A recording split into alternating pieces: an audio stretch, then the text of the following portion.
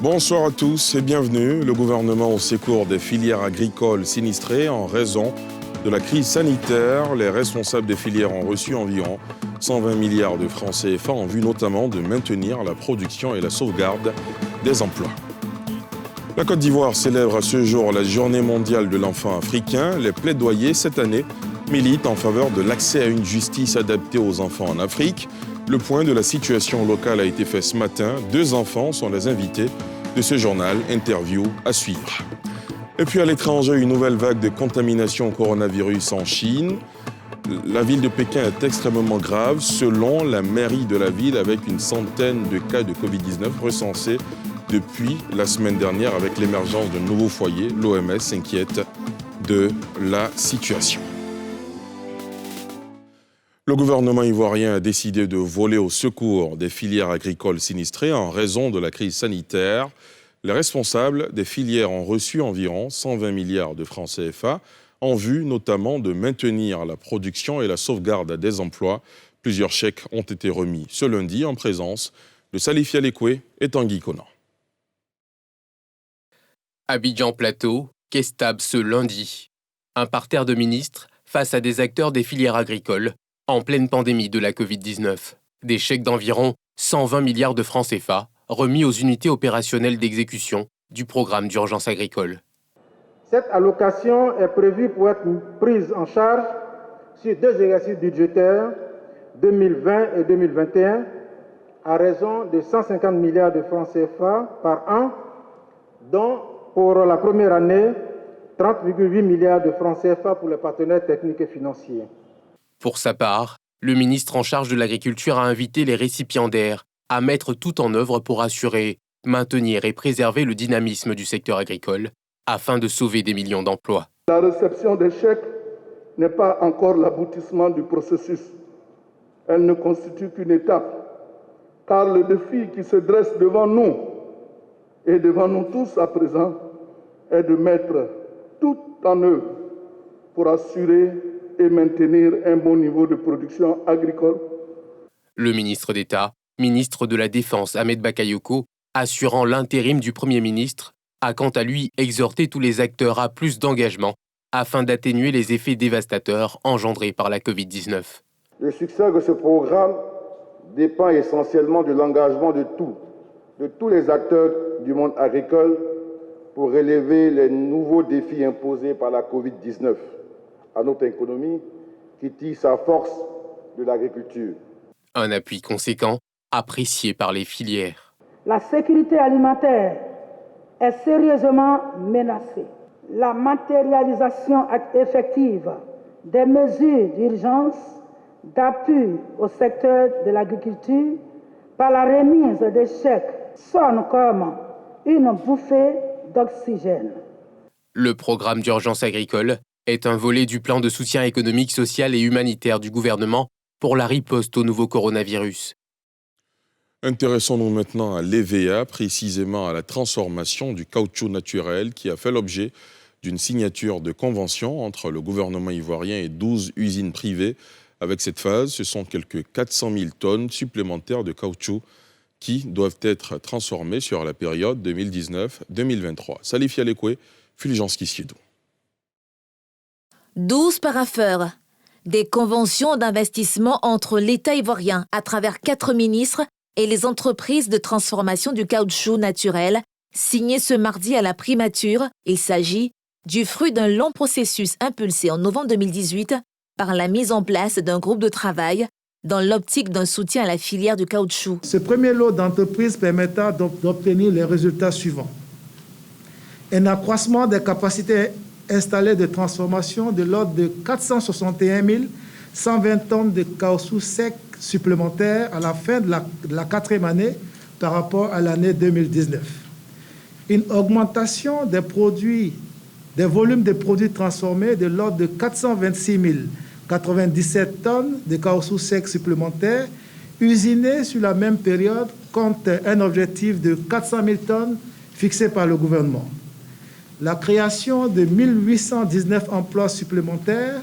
Pour les opérateurs économiques, cet accord est une aubaine pour la relance de cette filière en proie à de nombreuses difficultés depuis des années. Cette convention donne en effet un certain nombre d'avantages fiscaux particuliers qui vont leur permettre d'accroître leur capacité d'usinage pour transformer à nouveau 100% de la production ivoirienne de café naturel comme ils le faisaient jusqu'en 2011. Ahmed Bakayoko, à cette occasion, a salué cette concertation État-secteur privé qui permettra le développement du secteur, avec en ligne de mire la transformation qui demeure une priorité pour l'État ivoirien.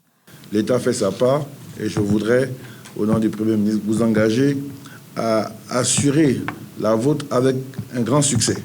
Parce que de cela va découler une accélération de ce processus et puis qui va toucher tous les secteurs des filières agricoles. En 2019, l'EVA a été classée parmi les 3 premières cultures d'exportation avec le cacao et l'anacarde et fait vivre plusieurs milliers de personnes en Côte d'Ivoire. Je vous l'annonçais en titre, la Côte d'Ivoire célèbre ce jour la Journée mondiale de l'enfant africain. Les plaidoyers, cette année, militent en faveur de l'accès à une justice adaptée aux enfants en Afrique. Le point de la situation locale a été fait ce matin. 2 enfants sont les invités de ce journal. Interview à suivre après ce reportage de Salifia Lekoulé. Si l'enfant africain est célébré ce 16 juin, il reste encore à faire pour le respect de ses droits. Et la période de la crise sanitaire que vit le monde entier n'est pas faite pour arranger les choses. D'où la célébration nationale de la Journée de l'enfant africain, autour du thème « Respectons les droits des enfants » afin de mieux les protéger en cette période de Covid-19. Dans cette période de Covid-19, les enfants ont beaucoup souffert, ou sinon les enfants souffrent. Et leurs droits aussi sont malmenés. On observe que la pandémie est venue mettre en difficulté l'épanouissement non seulement des populations, mais particulièrement de nos enfants. Une occasion de présenter les mécanismes de la Charte africaine des droits et du bien-être des enfants créée depuis 30 ans et proposer des solutions pour un meilleur respect des droits de l'enfant en Côte d'Ivoire. Nous recommandons vivement à l'État de Côte d'Ivoire de prendre toutes les mesures pour rendre effective la protection des droits des enfants aujourd'hui en Côte d'Ivoire, bien évidemment en élaborant un code de l'enfant, en allouant un budget suffisant à la protection des enfants en Côte d'Ivoire et en prenant aussi les dispositions pour éliminer toutes les formes de violence faites à l'endroit des enfants dans le cadre de leur éducation au quotidien. Notons que sur le plan national, la Charte africaine des droits et du bien-être des enfants a été traduite en 7 langues locales pour faciliter sa vulgarisation auprès de la population. La Journée de l'enfant africain a été proclamée pour la première fois le 16 juin 1990 et se tient à la mémoire des écoliers de Soweto, en Afrique du Sud, massacrés en 1976 lors d'une marche pour leurs droits. Et qui mieux que des enfants pour faire entendre la voix des enfants? Je reçois pour vous, chez vous, 2 enfants membres de la coalition des organisations et associations des enfants de Côte d'Ivoire. Son président, Touré Kissignan Pierre-Albert et Diabaté Mina. Bonsoir, chers invités, bienvenue. Bonsoir à vous. Monsieur Touré, quel est d'abord votre avis sur les droits des enfants en Côte d'Ivoire? Je peux dire que dans l'ensemble, les droits des enfants en Côte d'Ivoire sont respectés. Cependant, il reste beaucoup à faire pour que cela soit effectif. Déjà, il faut savoir qu'on a quelques difficultés au niveau déjà même des enfants pour pouvoir leur faire entendre et surtout au niveau des parents. Parce qu'on sait qu'en Afrique, les parents sont un peu plus difficiles là-dessus. Diabaté Nima, à quel niveau, selon vous, le droit de l'enfant est le moins respecté? Ok, pour ma part, je parlerai du droit à l'expression. Parce qu'on constate encore dans nos différentes sociétés que bon nombre d'enfants ne sont pas suffisamment écoutés, ils n'ont pas suffisamment la parole. Et suite à cela, on parlerait d'exemples récurrents par rapport à l'orientation scolaire. Alors, vous êtes le président de la coalition. Qu'est-ce que vous faites justement pour améliorer les choses, pour améliorer la situation des enfants? Déjà, la coalition est un groupement de plusieurs associations et organisations d'aide à l'enfance. Déjà, nous formons et nous informons les enfants sur leurs différents droits et devoirs. Nous organisons des plaidoyers au niveau de l'État pour permettre la promotion des droits des enfants. Et puis aussi, nous organisons des groupes focus, c'est-à-dire des petits groupes avec les parents, pour leur parler de cette thématique qu'on appelle la discipline positive. Diabaté Nima, est-ce que avec les actions que vous posez au niveau de la coalition, vous avez le sentiment que finalement vous êtes écouté, vous êtes entendu? Eh bien, exactement, parce que j'ai plusieurs fois eu l'occasion de porter ma voix, que ce soit en famille, avec les amis, comme à l'école. J'ai plusieurs eu l'occasion de pouvoir m'exprimer. Et c'est pourquoi je suis ici présente. Alors ce soir, face à ces caméras, vos parents, le gouvernement, plusieurs organisations vous suivent. Est-ce que vous avez un message particulier que vous avez envie de leur lancer? Déjà, mon premier message s'adresse aux enfants. J'aimerais dire à tous les enfants de continuer la lutte pour nos droits et surtout de respecter nos devoirs. Et ensuite, j'aimerais demander à nos gouvernements, déjà au gouvernement ivoirien et à tous les gouvernements africains, d'adapter nos différentes lois aux réalités africaines pour un meilleur suivi des droits des enfants en Afrique. Nima Diabaté? Eh bien, moi, c'est un message bref et direct que je vais passer. C'est juste de demander aux parents, aux adultes, à la société civile qui nous suit actuellement, de tout simplement respecter nos droits, car cette importance part du fait que les enfants sont l'avenir de demain. Et je pense que dans ces conditions, on pourra bien appliquer aussi nos devoirs. Merci infiniment, Touré Kissignan, Pierre Albert et Diabaté Nima d'être placés sur notre plateau. Et bonne chance pour la suite de vos activités. Merci. On en vient ce soir au décompte sur le Covid-19 en Côte d'Ivoire. Je vous propose de suivre le point avec le directeur général de la Santé, Mamadou Samba. Le ministère de la Santé et de l'Hygiène publique a enregistré ce jour, mardi 16 juin 2020, 240 nouveaux cas de Covid-19 sur 984 échantillons prélevés, soit 24,4% de cas positifs, 47 guéris et 0 décès. À la date du 16 juin 2020, la Côte d'Ivoire compte donc 5679 cas confirmés, dont 2637 personnes guéries, 46 décès et 2996 cas actifs. Le nombre total d'échantillons est de 38 637.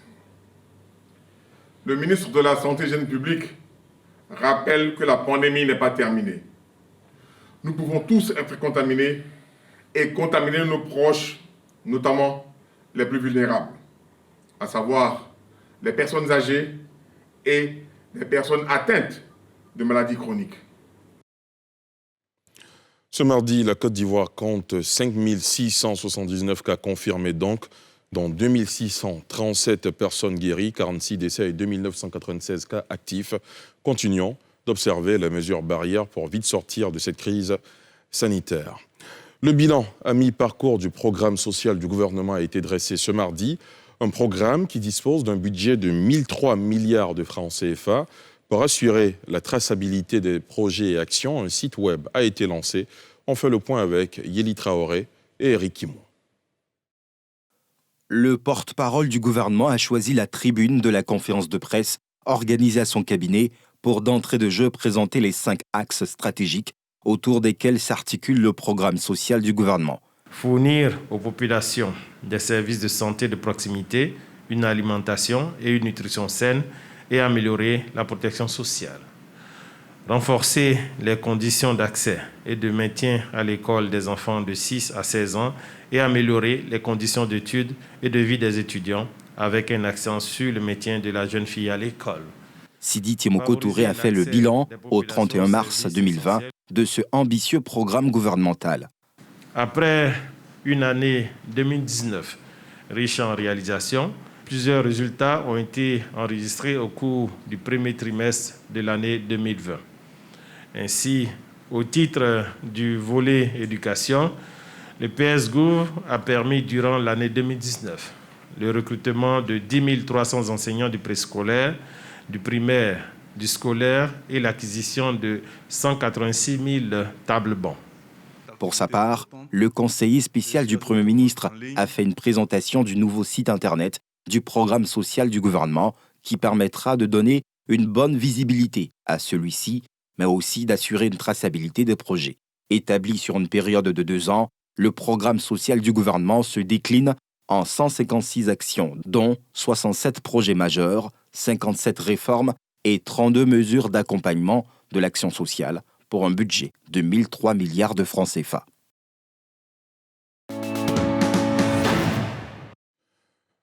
Retour ce soir à Kafolo. L'évocation du nom de ce village ivoirien renvoie tout de suite à l'attentat terroriste de jeudi dernier. Pourtant, Kafolo, c'était l'une des destinations touristiques les plus prisées de Côte d'Ivoire. Elle dispose d'une faune et d'une flore qui comptent parmi les plus riches et les plus diversifiées du pays. Hélas, aujourd'hui, Kafolo n'est plus que l'ombre d'elle-même. Infrastructures hôtelières en ruine, routes dégradées, absence de promotion du site et attaques terroristes ont fini par tuer le charme de cette destination. Incursion au cœur d'une mine d'or qui dort, un reportage exclusif de nos envoyés spéciaux Thiemé Dandje et Harouna Zeba. Parc national de la Comoé, la plus grande réserve naturelle d'Afrique de l'Ouest. Elle s'étend sur 11 500 km², soit plus d'1 million d'hectares. Au cœur de ce patrimoine protégé de l'UNESCO, qui prend sa source au Burkina Faso et le traverse sur une longueur de 230 km du nord au sud, avec ses forêts denses, sans paires virantes, se trouve ce village, Kafolo. Jeudi 11 juin, la localité ivoirienne à la frontière sud du voisin burkinabé est le théâtre d'une attaque terroriste non encore revendiquée. Un coup dur pour ce village et son réceptif hôtelier au cadre enchanteur. Bonjour. Bonjour. Cadre naguère adulé, aujourd'hui, ombre de lui-même, l'hôtel de Kafolo garde encore intact ce qui a fait l'attrait du village. Une faune riche et diversifiée, ceinturée par un fleuve, la Comoé, agréable pour les parties de pêche. Quand nous étions petits, c'était vraiment la fierté. Les Blancs venaient de partout. Des avions qui venaient directement. C'est le seul aérodrome qui existe dans la zone. Avant, quand la chasse était ouverte, les Blancs venaient chasser dans l'espace contigu au parc. Donc, ils venaient avec leurs outils, leur artillerie. C'était intéressant, ça faisait vivre l'économie. En 1967, quand la chasse a été fermée, les Blancs venaient maintenant pour le tourisme. En ce moment, le parc était très fourni. Même dans le village où vous êtes assis, vous pouvez voir des cynocéphales, des singes venir couper des mangues et autres. Là-bas, les coqs de buffon, on les voyait. Du coup, tu vois des coqs de buffon. C'est tellement agréable. Il y a le buffle, il y a l'hypotrague, il y a le bibal, le coq de buffon, le cercopithèque, c'est ça on appelle communément le singe vert. Le singe vert. Il y a les patas, là c'est le singe rouge. Nous avons tous ces animaux dans ces parcs. Ici, se trouver une chambre avant les années 2000 pour un séjour touristique n'était pas aisé. Mais depuis la crise militaro-politique de 2002, c'est désormais la galère. Le tourisme est mort dans cette zone. Depuis la zone est déclarée zone rouge, on reçoit pratiquement plus de clients. Plus de clients. Ici, en fait, c'est construit pour la haute bourgeoisie. Parce que les chambres ici, c'est des chambres de classe, de haute standing, qui doivent recevoir des clients des marques. Cet hôtel n'a jamais été fréquenté par des Noirs, ça a été fréquenté toujours par des Blancs. Voilà. Mais qu'est-ce qui s'est passé en 2002, quand la guerre est arrivée? Le parc a été décimé parce qu'on a vu des gens rentrer dans le parc avec des kalachnikovs, mitrailler des troupeaux de buffles, de bubal, d'hypotraques et autres là-bas, ce qui tombaient et prenaient. Donc le parc a été littéralement décimé. En visite guidée des lieux, le chef de village et ses notables font l'amer constat. Même si Kafolo garde la diversité et la richesse de sa faune et de sa flore unique dans la région, qui lui vaut d'être classé au patrimoine mondial de l'UNESCO, ce cadre a perdu de sa superbe. Au désarroi des populations et occupants des lieux qui mènent le plaidoyer pour sa réhabilitation. L'attaque terroriste, elle, vient plomber ses efforts. Déjà qu'on n'a pas de clients, si l'attaque djihadiste s'ajoute à cela, c'est une mort assurée. Sur ce front, le guide touristique voit une guerre difficile à gagner. Pour un djihadiste qui connaît bien ces parcs, peut s'installer dedans pendant des années sans qu'on puisse le repérer. Même en hélico, on ne peut pas le repérer. Parce qu'il y a des forêts dedans qui sont comme des auberges, des forêts denses. Ou si vous êtes dedans, vous pouvez parcourir au moins 5 à 6 km sans voir le soleil. Sur place, les initiatives locales, pilotées par le député de Kong, chef-lieu de département, ne manquent pas. Mais la complexité des défis, avec la menace de l'hydre terroriste, induit aujourd'hui une mutualisation des efforts de l'État et de l'UNESCO. Vraiment, c'est un cri d'alarme, nous lançons, pour qu'on nous aide à faire réveiller le tourisme. Il faut une véritable volonté politique pour sauver ce parc-là. Pour ça, nous lançons un appel à des voies plus autorisées que nous, pour pouvoir trouver une solution. Véritable mine d'or à l'état embryonnaire, le parc national de Comoé, qui ceinture Kafolo, a été créé en 1968. Dans le viseur des forces terroristes depuis les manœuvres militaires interarmée ivoirienne et burkinabé, ce village de 2000 habitants a le regard tourné vers les autorités compétentes pour désormais 2 gros chantiers. La sécurité de la frontière, sanctuarisée par les forces terroristes, et la promotion de son riche potentiel floristique et faunique. Kafolo, qui entend retrouver sa place de destination touristique ivoirienne prisée, y tient. Un accident de la route s'est produit cet après-midi sur l'autoroute Abidjan-Bassam. Selon les propos des témoins trouvés sur place, l'accident a été provoqué par le motocycliste qui tentait d'effectuer un dépassement. Malheureusement, le bilan fait état de 2 morts, dont le conducteur de la moto, Nadia Edja Mathurin-Badé. C'est aux environs de 17h ce mardi que s'est produit ce drame sur l'axe Abidjan-Bassam. Un couple à moto tué sur le champ dans un accident de la route. La collision a impliqué, en plus de l'engin à 2 roues, un taxi intercommunal et un camion-ben, selon les témoins encore sous le choc. Le Warawara venait, le moto aussi venait. Mon gars de moto, lui voulait dépasser Warawara là. Déjà, c'est déjà tard. C'est là mon gars de moto, lui, il a frotté Warawara. Il a frotté Warawara. Il est tombé à mettre un gros camion. Et là, il est prêt à mettre la machine sur. Là, sur le champ, on ne peut pas partir sur le champ. En mettant, on était 2. On était de l'autre, il a eu peur. Il a commencé à trembler. Et s'il venait, là, il a rangé. Il a couru, il prend le papier pour venir, là, il s'est fermé. En attendant que les policiers vont venir, et les pompiers. C'est arrivé après la scène. Vraiment, j'ai vu, ça m'a fait beaucoup pitié. Je souhaite vraiment mes condoléances à la famille. Présents sur les lieux à notre arrivée, les forces de l'ordre ont veillé au retrait des corps des 2 victimes.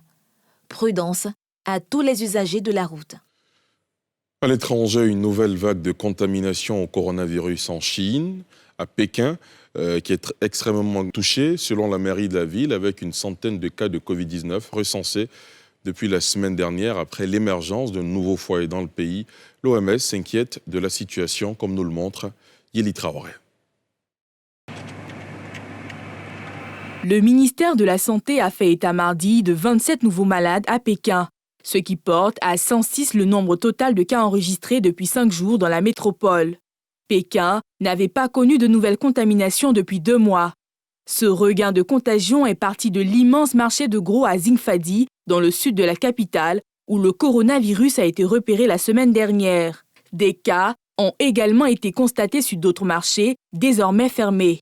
Au total, la municipalité a ordonné le confinement de près de 30 zones résidentielles. Un habitant ayant récemment fréquenté le dit marché se fait dépister par précaution. Je suis allé au marché de Xingfadi pour acheter des légumes le 6 juin et j'y suis resté à peu près une demi-heure.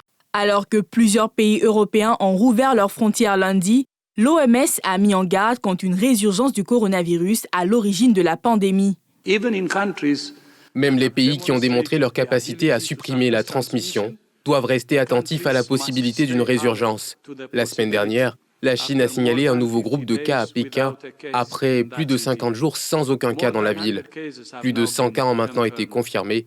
L'origine et l'étendue de l'épidémie font l'objet d'une enquête. La mairie de Pékin affirme avoir déjà fait désinfecter 276 marchés et 33 000 restaurants ou commerces alimentaires. Elle dit avoir fermé 11 marchés.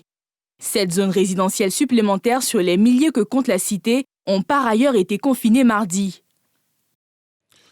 C'est ici que prend fin ce journal préparé par l'ensemble de la rédaction, réalisé par Moussa Doumbia. Merci de l'avoir suivi. Excellente soirée sur la nouvelle chaîne ivoirienne.